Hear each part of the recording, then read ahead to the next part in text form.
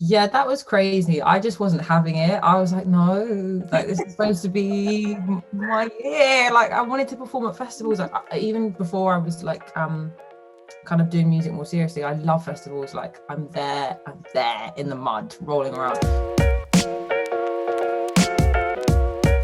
Hi, I'm Sophie Williams from NME, and I'm joined by the wonderful Olivia Dean. Hello, how are you doing? Hello, I'm good. How are you? I'm not too bad, thank you. I mean, the sun's out, it's getting closer to summer, so A little bit. Spring is almost sprung, so we're like almost yeah, there. yeah, we're getting there. Okay, so today we're talking to you because this Monday coming, on Monday the 8th, we are going to be playing NME's Girls to the Front showcase, which is going to be kind of showing off women and non-binary talent. Thanks so much for playing. Are you looking forward to this? Why did you want to get involved? I am looking forward to it. It's honestly a pleasure to be asked to be a part of it. When I found out, I was like, oh my god, me, thanks. There's so many like amazing women on the lineup, and I just think it's a really important like gig that Enemy are putting on.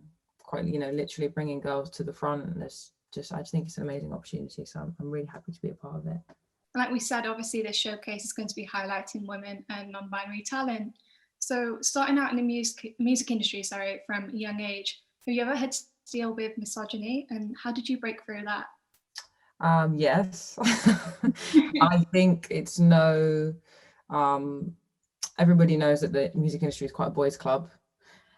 And yeah, I've come across a lot of different weird situations, and it's interesting. I think at the time you don't break through it, you almost sort of get through it and then like process it afterwards and think, oh, was that weird? Like, was that okay that happened? Like, I've had weird things before. Like, I did a gig once, and like as I walked off stage, like someone part of like the backstage crew like slapped me on the ass like as I walked off stage, and like it was just so.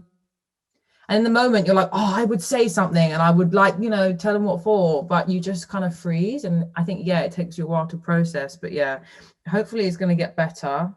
And now I'm a lot better as I'm a bit older and saying like, actually, no, that can't run. Yeah. Yeah, it's a learning process, and it's something that you have to find confidence in tackling, I suppose. But on your way up as well, obviously you've worked with exclusively female directors. How important have those experiences been to you, especially in such a male-dominated industry? Honestly, I think I decided quite early on that I just wanted to work with female directors. I feel like my music, it's for everyone to enjoy for sure, and I want everyone to feel they can relate to it, but I'm a woman and it definitely comes from a female perspective. And so it just made sense for the videos to be directed by women, because I just feel like often stuff is captured through such like a male gaze and just like through the lens of a man, and like it's not really about me looking super sexy or like that's not the main reason why I'm doing it. And I feel like often that's the default lens that stuff's viewed through. So I love working with women, and there's so many talented female directors that like just don't get a look in sometimes. So yeah, that's been amazing, and something I just plan to just continue doing for the foreseeable, as long as I can. Really just want to find as many women as I can and just be like, come and join the party. And obviously as well, kind of growing up, you've kind of been surrounded by these large groups of women. Like I read that your mother's part of the Women's Equality Party. Yeah. In what ways has her commitment to change informed your music? Well, yeah, my mum is like my biggest inspiration. I feel like often people say that, but it's just so bang on for me. She has always made me feel like I could do whatever I wanted, and like there was no reason if I wanted to do something that I couldn't do it, and that I should be treated any differently because I'm a woman. She's very much just like, yeah, you can do it. Like she really doesn't take any shit, and I guess I've inherited that from her.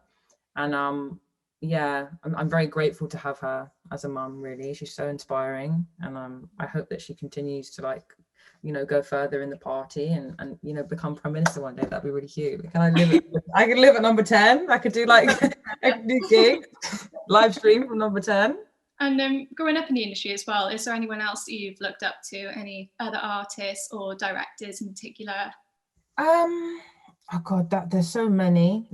I'm just like I'm obviously most inspired by women. I'm trying to think at the moment like who I'm loving. Well, growing up, I loved Aretha Franklin and Amy Winehouse and Carole King. Like, I love songwriters. I love just the words that people just pull out of their brains and like phrasing things in interesting ways. So they're really big inspirations for me. But at the moment, I'm really loving this girl called Alice Phoebe Lou. I think she's like the South African artist, and like, yeah, her lyrics are just like so empowering and like feminism put like in quite an interesting way. So I would definitely recommend her to anyone that's looking for more empowering music. You mentioned quite a few amazing female artists there, but elsewhere in the industry, it's frustrating to see that on festival lineups, we're still not getting the representation. How do you feel about festivals still kind of shirking female and non-binary talent, even in 2021? I think it's piss poor. Like, I remember I saw like the Reading lineup. I don't know if you saw that graphic that went around, and it was like if you removed all the male names on the lineup, and it was just like a few. And it's like, it's not good enough. It's not good enough because half of the population are female, you know, and non-binary. So like, why is that not represented in the music that you're seeing? Like, I don't know. And I've heard people use the excuse that like, oh, they're just not, you know, I don't know the acts, but it's bullshit, because there's so many amazing, brilliant female artists, but it's because it comes from higher up. It's because the music industry is such a boys' club. They're just, you know, that's what they're looking at. So I think there's got to be changes in the whole thing. We need to get more women on the other side and the front-facing parts, and just in all aspects, really. I'm looking for more of a female presence. On a more positive note, though, you'll be releasing your new single next week, Be My Own Boyfriend. What inspired this track? Can you tell us a little bit more about it? Yes, I can. So this track is maybe my favorite thing I've ever written. I was in a relationship for a long time. I'm quite a hopeless romantic, and I, you know, came out of that, and I was like, oh my God, like what am I gonna do now with all my love and like time that I want to give? And then I was like, went through lockdown and spent a lot of time by myself, and then realized that like, you don't need, do you know this whole concept of like the other half? Like, you need, you know, my other half, and like, but you don't, you're whole by yourself. And like, I was always had this, my perception in my brain was like, I'm looking for someone else to like complete me. And then I was like, oh no way, I can do it myself. I was like, oh, like it was like an epiphany. And I was like, I need to write a song about it, because I am my own boyfriend. Like, I know how to comfort myself, and I know how to spend time on my own, and like go out and just like go on a walk by myself, and there's nothing to be, I don't know, afraid of. I feel like when you're a young girl, you're often told the narrative that like you need to find a boyfriend. You don't really. Like, if one comes along, it's cute, but like it's not the be all and end all of life. And there's so many things you can do with your time and love, and, you know, invest in friendships and just other people. So yeah, I'm really excited for it to come out. I'm really proud of it. I mean, the message behind it, like you've explained there, is really empowering, kind of like much of your music. What are you hoping others will take away from it? This is a hard question, because you never know, you can never really control what people take away from your music or what their perception of you is. But I think I just want people to feel like understood, I suppose. I think I just want to make people feel something, and yeah, like I said with this new track, like empowered, and that you have a voice, you know. And yeah, I just want to bring confidence to people's life, and I hope I'm doing it. I don't know. We'll see. We'll see. I think a lot of people are going to appreciate kind of how honest you are with the message there and within the lyrics. And I think that's kind of been a pattern throughout your music, especially on older singles, kind of like, what am I going to do on Sundays? Have you ever felt hesitant about being so open and vulnerable on record? Yes. Yes. It's a very strange thing. I tried to explain it to my mum the other day. Well, actually, before I was going to put that song out, because I was having a real stress about it, because being vulnerable is quite scary. And it's almost like writing a diary entry at like your sort of lowest moment, and then sort of closing it, and then a year later having to open it and read it to everybody. It's like, I love that. Like by choice, like it's quite intense. But I think once you write something, you almost have to share it with people. Otherwise it becomes quite self-indulgent, you know, like like writing songs for me is therapy, but I think the full circle moment comes when you give it to other people. Yeah, it's hard, but I just gotta get over it. Like it's my job, and I love sharing my music with people. So you have to kind of just remove yourself from it and imagine other people getting something from it, if that makes sense.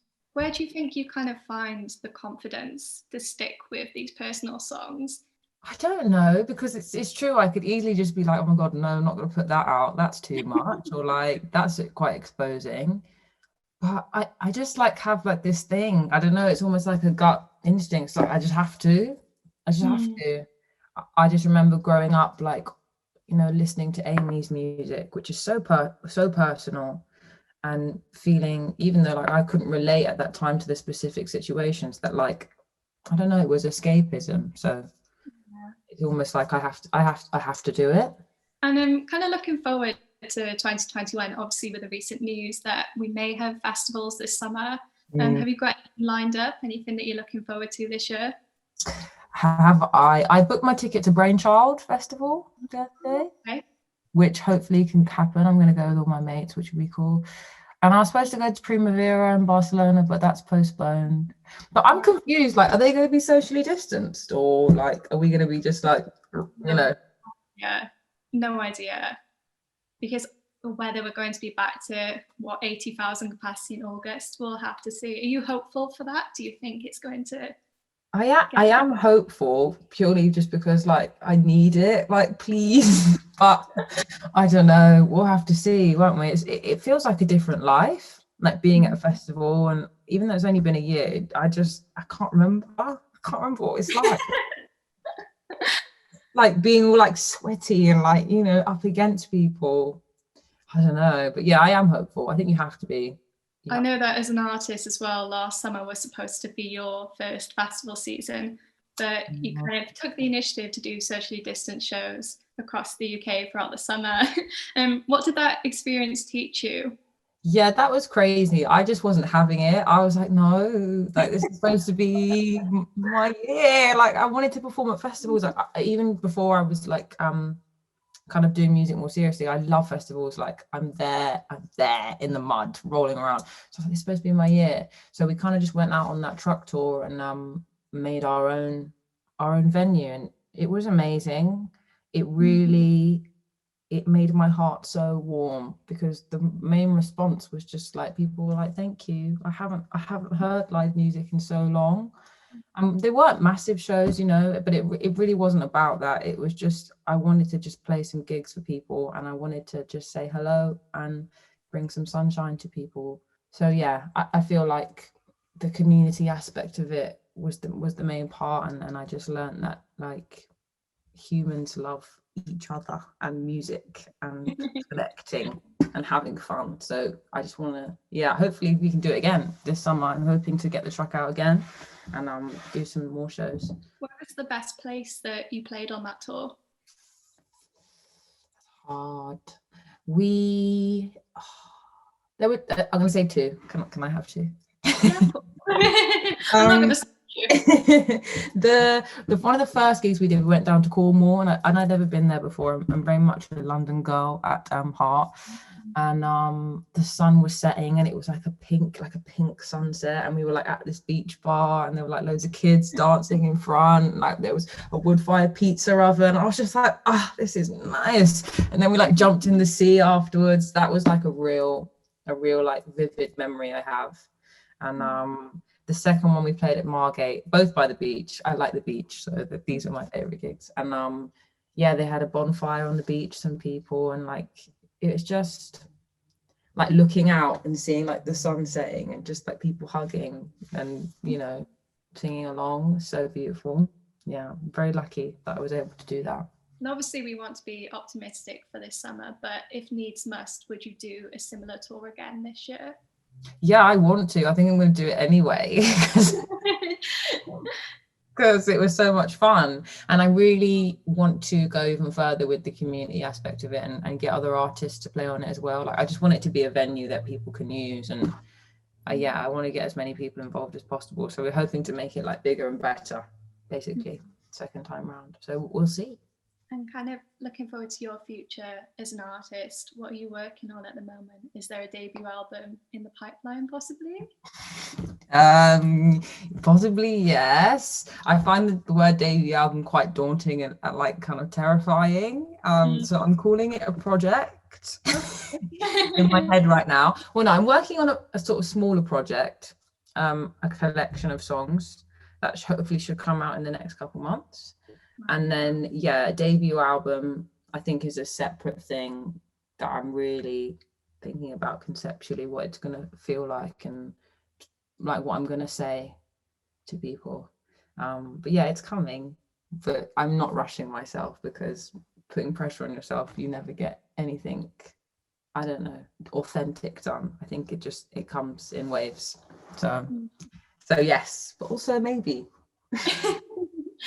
Can you tell us a secret about this project, or have we already heard some of the tracks that are going to be on it? No tracks have been heard. There's a lot of new stuff and it's a bit different. That is what I will say. It's a bit different because I'm a bit different now, and people change and evolve. So I think it's important to do that with the music and just have it kind of follow where I'm at in my life. So yeah, people might like it, they might not. I don't know. I'm still deciding if I like it at this moment in time, but it's coming. Well, that's really exciting, and we'll definitely be looking forward to listening to it. Thank you so much for speaking to us today, and we can't wait to see you play on Monday. Yes, no worries. Thank you so much for having me.